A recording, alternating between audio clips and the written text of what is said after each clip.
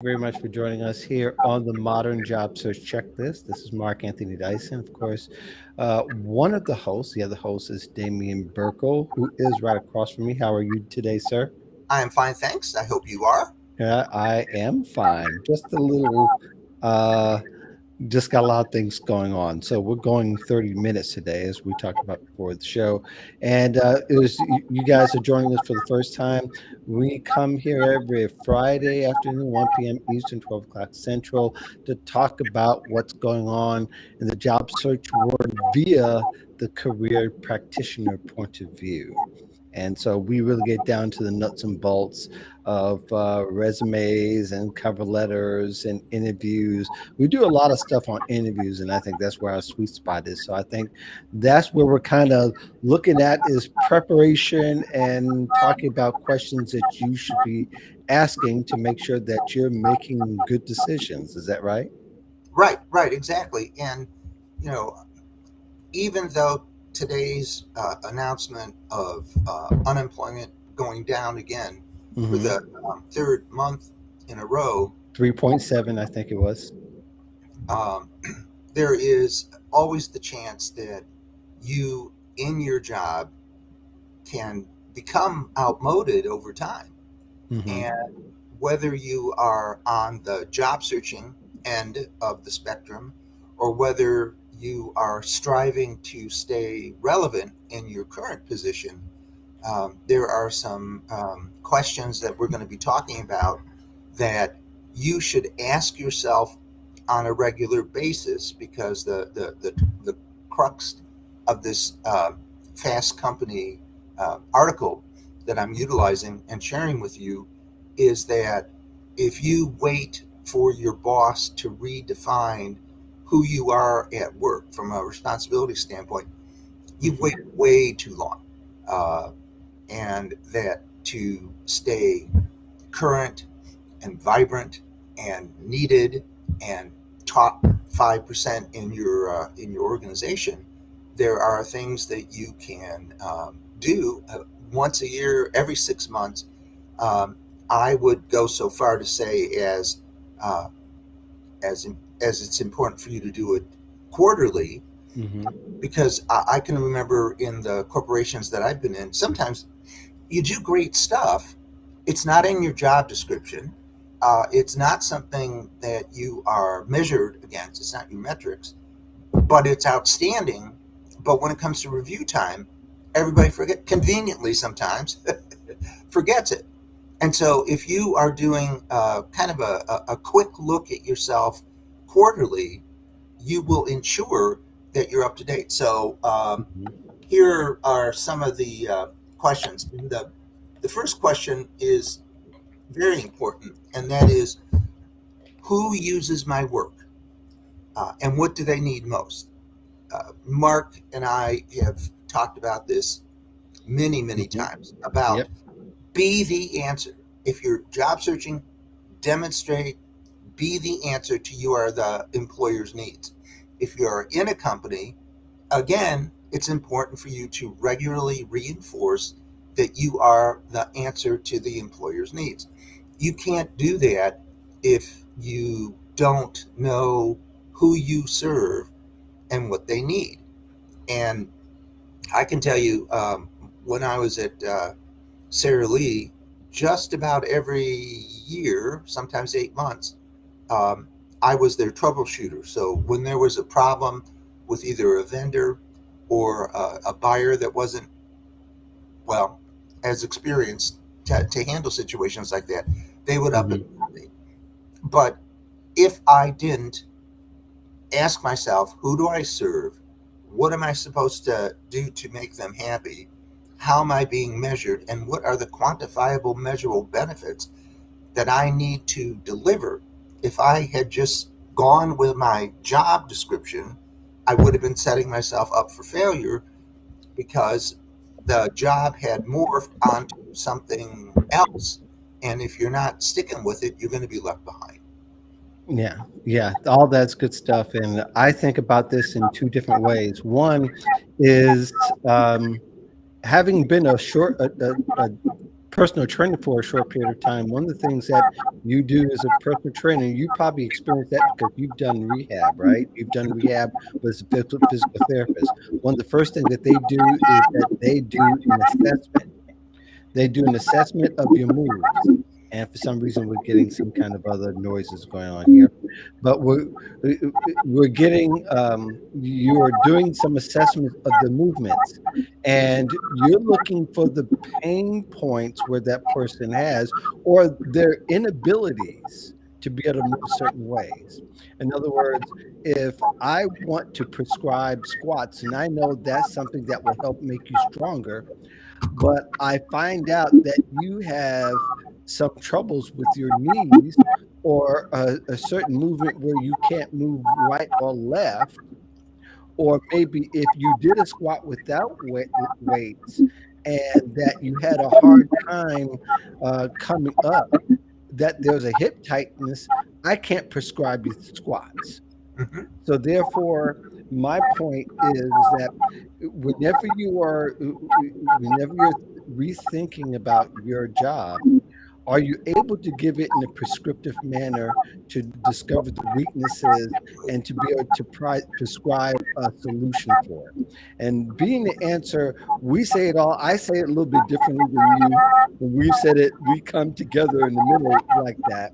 But I think one of the things that people tend not to do is that they don't think of themselves as the answer, but they also, when they're asked about what they do and how they make a difference, they can't tell it to somebody in a prescriptive manner. And I think that really makes a difference. When you get a prescription from the doctor, you're giving it to someone else. It should be as simple as that prescription you're giving so that somebody could just pass it on and it will solve that problem. Now, everybody might have a little process in the middle of it, but all in all, is that you're able to get a solution that way and you're able to give it clearly. The second part to that is that you have to somehow professionals don't learn how to get in front of their boss's boss without offending their boss. Yes. In other words, you shouldn't get in front of your boss's boss to only complain about your boss. That's Oh, bad. That's terrible. And I know people, when they hear advice like this, they want, that's exactly what the urge is. The strategy to that is not just to complain, but to let them know what they're doing so that you can get input. So when your boss is trying to tell what they do, your boss can tell, say, well, this is something I'm really interested in. That way, that furthers your agenda, not just one level up, but two levels up. And it gives that person another view to see why you're a value and an asset to that department, to the company, and to what you're trying to promote. So I think people get lost in thinking that just because you work hard as a bee, that you're going to be noticed. Those days are gone. You have to get in front of your, and if you can't even get in front of your boss's boss, whether it's for 5 minutes, to at least let them know what the value is of the things that you do. There, maybe we can call them intangibles. You know what I mean? Does that all make sense? it does. It makes a lot of sense. And bouncing back to your training regimen, if you would have prescribed, oh, how I would love to be able to do squats, but if you would have prescribed the squats to me and only stayed within your what you felt was the only way that a person could get physically in shape, well, you would tell me that, but I would just go home and not do the exercise, which does me no good. And Exactly. you at some point become defiant, and there have been issues where uh, the physical therapy that I was doing was causing more hurt than it was help, and it was like, no, I'm sorry, I got to stop. It's not working, and if you're not willing to work with me, then I'm going to have to find somebody else. Right. And that's what people will think about you, especially your team. If your team doesn't feel like you're listening to them, that you keep saying it's the sexy thing to do this. And we know how cool squats are. Again, going back to we know how cool squats are. We know how cool it is to see people do like enough of them and do like lots of weight, but to just do them at all makes you feel great as a person prescribing it. But if it hurts them, then it's not cool. Not only is it not cool, but you lose the person. And your boss is going to wonder, what in the world are you doing? Well, that person won't do squats. Well, did you think that why did you think that they can? And a lot of times people don't do the assessment part. Bad personal trainers, bad physical therapists, they don't do the assessment part. They do the stuff that might be quick and easy to get them to get the money per hour, but they don't do the work before then to prevent the injury and prevent and to help the person be the most productive.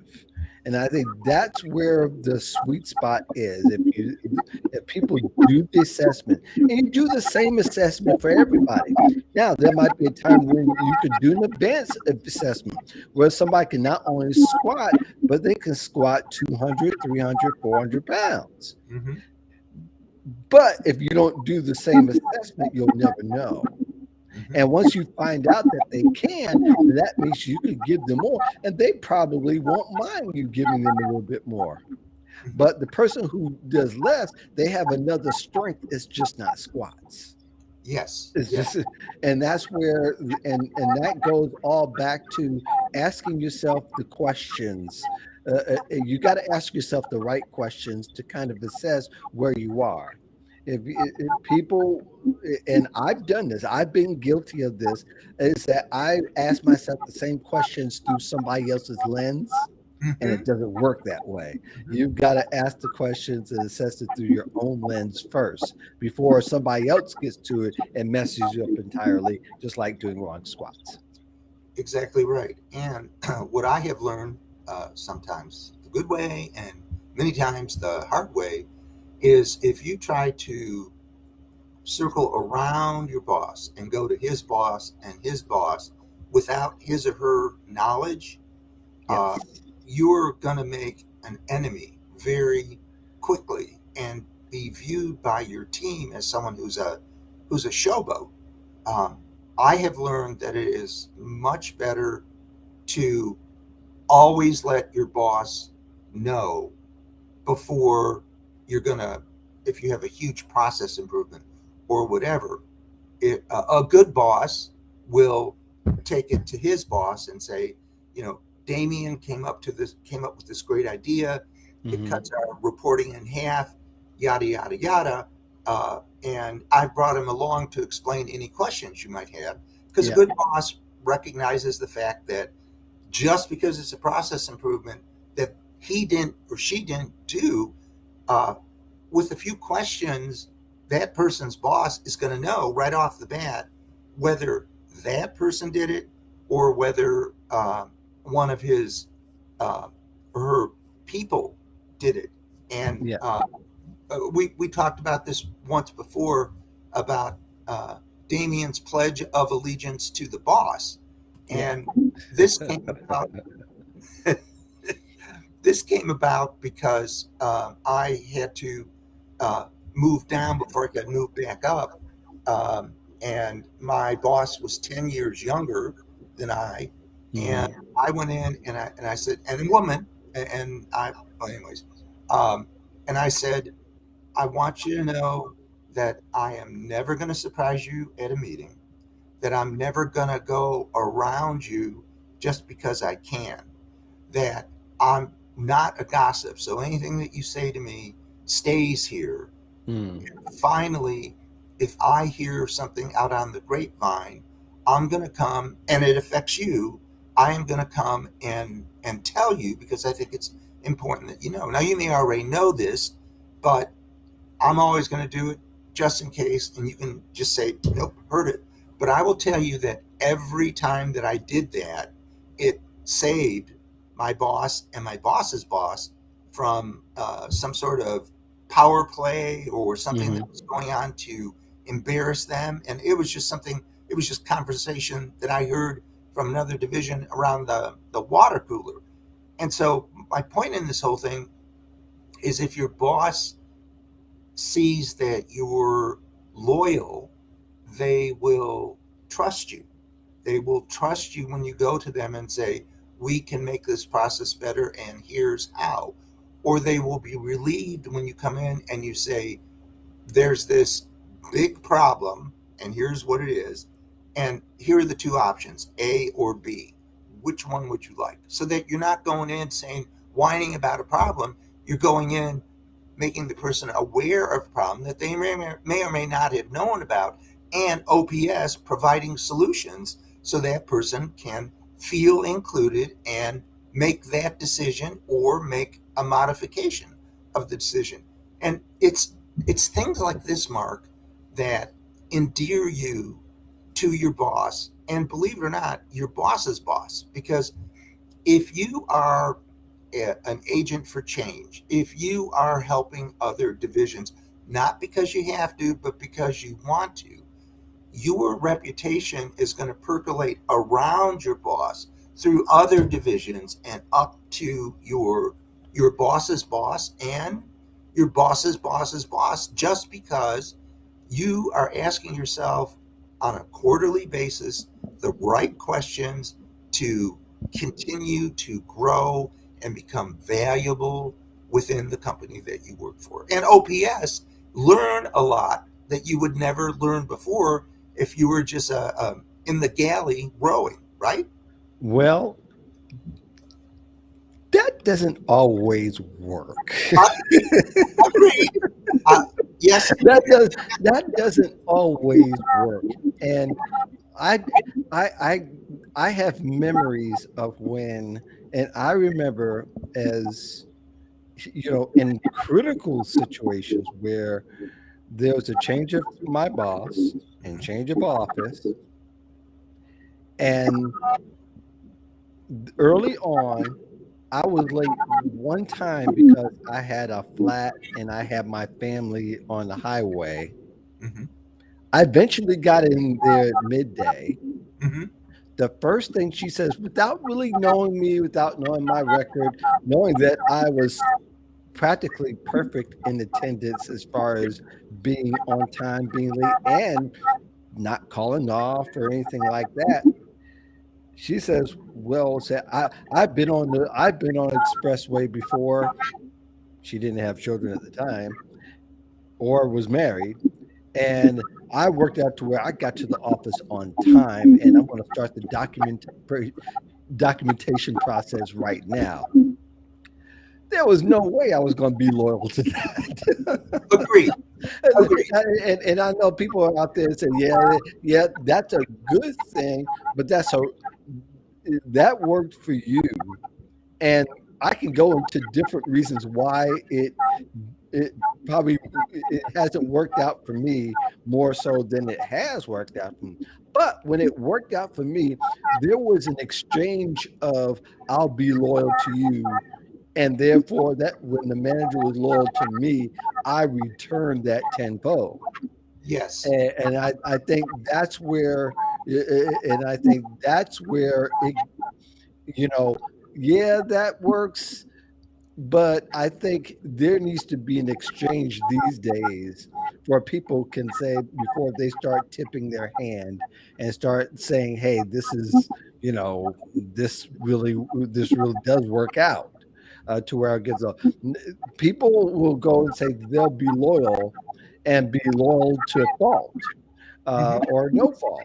But it doesn't work that way for everybody. And unfortunately, for me, there are times when I got clipped by it.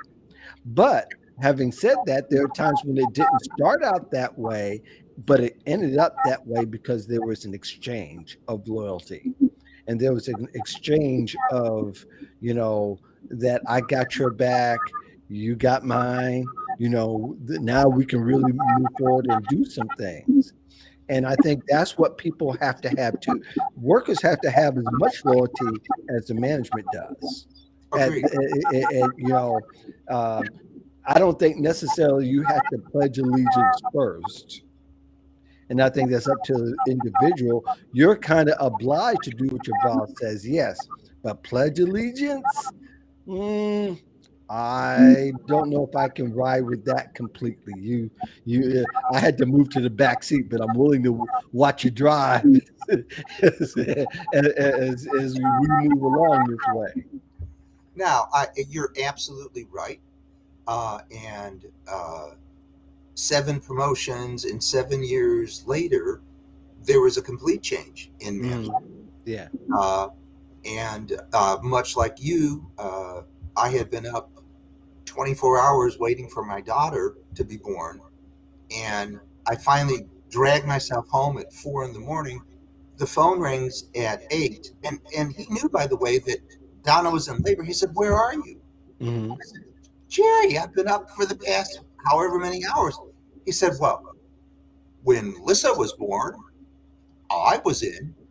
And it's like, you have no you have no idea, no empathy, etc. And uh, within about 6 months, I got tossed overboard.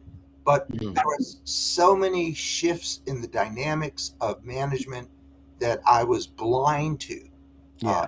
and did not see that. Yeah, I got tossed overboard. And to your point, absolutely, it has to be a 50-50 situation. I mean, if you have a boss that is abusive or takes advantage of you, or does not respect your private time, well, then ask the questions we're talking about and get your resume ready, because in my experience, a person's management style doesn't really change. If anything, it gets worse with age, in my It kind of this kind of leads to though what a lot of particularly young people, when I say young people, Gen Z, millennials are experiencing. They get in and that exchange doesn't happen. Mhm. Once that exchange doesn't happen, you feel like you were fooled. You were lured into a job where they say they are family and they work as a team and all these cliche-ish things, which were never ever true. They want to get you in to get the job done. Mhm. And that's where a lot of people is. Now, I think there's much more blatant instances where there's the bait and switch happens with a job description, where the job description reads one way, but when you get to the job, it's a different way. It's called now job fishing, like in catfishing, but in jobs. But having said that, and I said that this morning. In fact, my comment ended up on Forbes yesterday, Oh, and saying that switching bait happens. It doesn't just happen through a job description. As we talked, and you got me thinking more expansively about this. Is it also happens and saying that I'll be good to you, kind of thing, and you're not. Maybe that isn't job fishing in one sense, but it is in another because you changed that guy that interviewed me to some other guy that's now managing me. And I like that first guy better because he sounded like he had. Then again, maybe not because he fooled me. He lured me into something that was not even true. And I think that's where people will have to, job seekers will have to kind of do their research uh, deeper than just looking at the company website and maybe talking to just the one person that's referring them. Talk to some people who don't have as much ante in the game, like their coworkers. The coworkers will tell them the truth, and the people who work for other departments will tell them the truth, so that you can assess properly. Here, what we're trying to do here is just parse the wheat from the chaff, so to speak. Is that how do I find the right job? And by asking the right questions, or better yet, even before that, is your original premise was how do I start, uh, deciding whether it's time to go? And one of the things is, if you got to keep being catfished, it's or job fished, it's time to go. Hmm. because your job even changed before without you knowing it.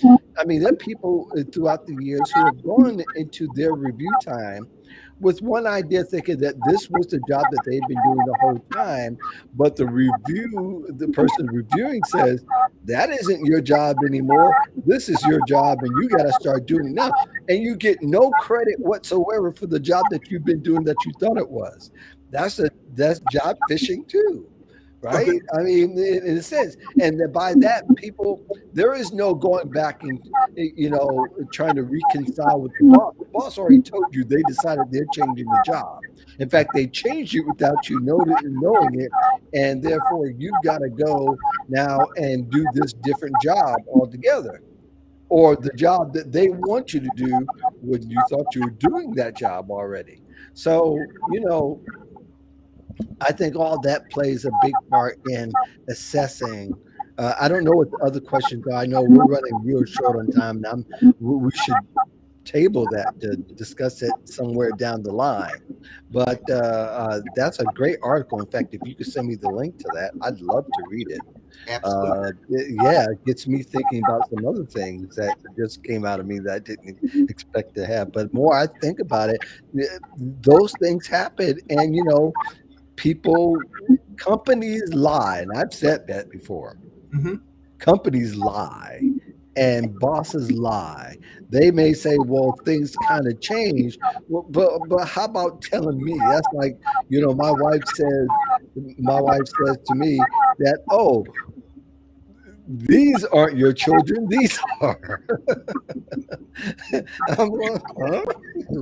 What happened here? So, it's kind of the same thing.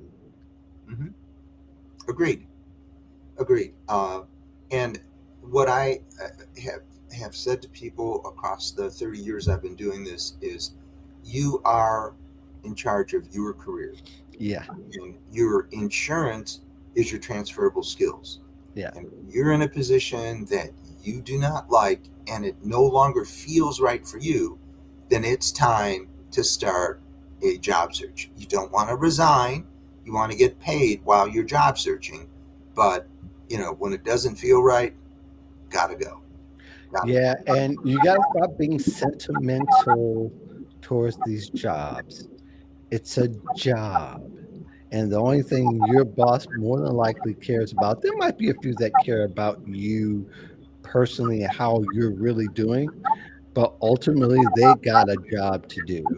And, I think I think it's becoming more widely understood now that people can't stay at a job where the function and the feeling has stopped. Agreed. And I think rightfully so. Now, I don't always agree that people need to abandon their job suddenly, but I think there are times when it that coming to work is, you know, diving into the deep waters without any support. And I think you better it's better not to dive at all than to dive and then thinking that you're going to get have some help and you don't. And so I think, yeah, that's where it all kind of gets convoluted. Anyway, let's go right quick into anything you got coming up. Yeah, there are two articles in Business Insider. I don't know the exact pub date Uh, that's coming up. two And articles. Very nice. yeah, I was really surprised that the reporter didn't even go through regular channels. She just sent me an email and said, "This is what I'm working on, and I'd like your opinion about." Which, Okay. All right. that's never happened before. That works. That works. Let's see.